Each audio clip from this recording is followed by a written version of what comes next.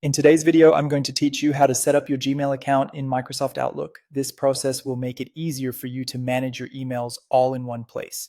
It's a straightforward task, and I'll guide you through it step by step to ensure everything goes smoothly.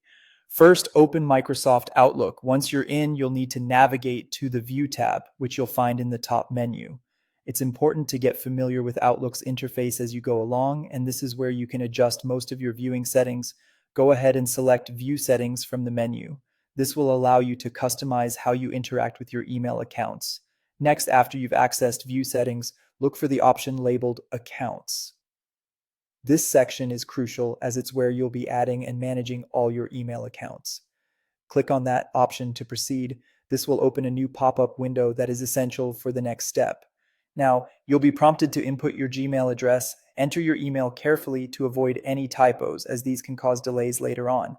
After keying in your email address, click Continue. It's a straightforward action, but if you encounter any issues, double check your email for accuracy.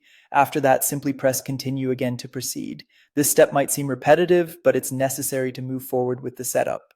Now, you'll arrive at the point where you need to choose an account. If you have multiple Gmail accounts, select the one you want to integrate with Outlook. This decision is important because it determines which emails will be visible within Outlook. Once you've made your selection, press Continue to confirm your choice.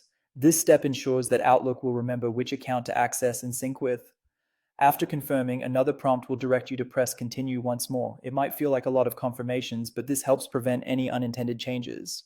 Finally, you're ready to complete the setup. Select Done to finish the integration process. This action solidifies your settings and completes the link between Gmail and Outlook. With that, you should now have successfully set up your Gmail account in Microsoft Outlook. It's that simple, but if you encounter any issues, it's always good to recheck each step, as accuracy in inputting information is key.